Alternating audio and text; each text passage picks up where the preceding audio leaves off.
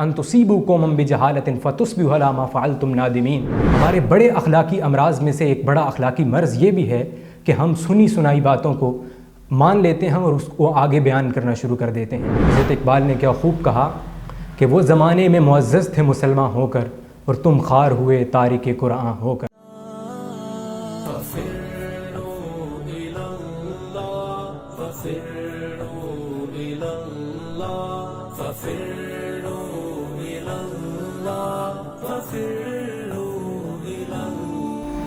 مالک کائنات کے فضل و احسان سے ماہ رمضان المبارک اپنی جملہ جلوہ سمانیوں اور رحمتوں کے ساتھ ہم پر سایہ فگن ہے۔ آفتاب رحمت خداوندی پوری تابانی کے ساتھ ذوفشانی کر رہا ہے، اور اس بات سے بھی ہر ذی علم واقف ہے کہ ماہ رمضان المبارک اور قرآن حکیم میں بڑا گہرا ربط و تعلق ہے۔ ارشاد باری تعالیٰ ہے کہ شہر رمضان الذی انزل فیہ القرآن ھدی للناس وبینات من الھدی، کہ ماہ رمضان المبارک میں ہی کتاب ہدایت نازل کی گئی، اور اگلی ہی آیت میں یہ بھی واضح کر دیا گیا کہ کیوں نازل کی گئی، ھدی للناس، لوگوں کی ہدایت کے لیے۔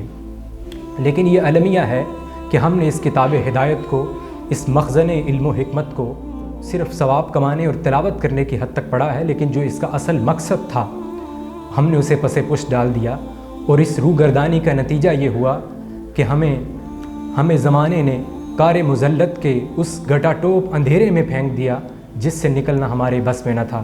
حضرت اقبال نے کیا خوب کہا کہ وہ زمانے میں معزز تھے مسلمان ہو کر اور تم خوار ہوئے تارک قرآن ہو کر۔ ہمارے اخلاقی امراض بھی اسی لیے پیدا ہوئے کہ ہم نے قرآنی ہدایت سے فیض حاصل نہیں کیا۔ ہمارے بڑے اخلاقی امراض میں سے ایک بڑا اخلاقی مرض یہ بھی ہے کہ ہم سنی سنائی باتوں کو مان لیتے ہیں اور اس کو آگے بیان کرنا شروع کر دیتے ہیں۔ یعنی ادھر کسی نے مجھے کوئی بات سنائی، ادھر میں نے اسے مان لیا، یا تو اسے آگے بیان کر دیا یا اس کے نتیجے میں کوئی اقدام کر لیا۔ رنگا رنگ قسم کی افواہیں اور خبریں گردش کرتی رہتی ہیں جن کا حقیقت سے کوئی ربط و تعلق اور حقیقت سے کوئی سرے سے واسطہ نہیں ہوتا، تو ان کو بغیر تصدیق کے نہ صرف آگے منتقل کیا جا رہا ہوتا ہے بلکہ اس کے نتیجے میں اقدامات بھی کیے جا رہے ہوتے ہیں۔ جب ہم سیاست کی طرف نظر دوڑاتے ہیں تو وہاں بھی ہمیں یہی رویہ نظر آتا ہے۔ بیانیہ بنایا جاتا ہے جس کا حقیقت سے کوئی تعلق نہیں ہوتا، اور اس کی بنیاد پر لوگوں کے جذبات کو مشتعل کیا جاتا ہے، اور ایک ہائپ سی کریٹ کر کے لوگوں کو اپنے مذموم مقاصد کے لیے استعمال کیا جاتا ہے۔ جب آپ علم و تحقیق کی طرف دیکھیں گے تو وہاں بھی آپ کو ایسے ہی رویے سے سابقہ پیش آئے گا۔ لیکن یہ دیکھیے قرآن حکیم کا اس بارے میں کیا پیغام ہے۔ سورۃ الحجرات میں ارشاد باری تعالیٰ ہے کہ فَإِن جَاءَكُمْ فَاسِقٌ بِنَبَإٍ فَتَبَيَّنُوا أَن تُصِيبُوا قَوْمًا بِجَهَالَةٍ فَتُصْبِحُوا عَلَىٰ مَا فَعَلْتُمْ نَادِمِينَ۔ ارشاد باری تعالیٰ ہے کہ اگر تمہارے پاس کوئی فاسق کوئی خبر لے کے آئے تو فتبینوا، اس کی تصدیق کر لیا کرو، کہیں ایسا نہ ہو کہ لا علمی میں تم کسی قوم کو بڑا نقصان پہنچا دو اور بعد میں اپنے کیے پر پچھتانے لگو۔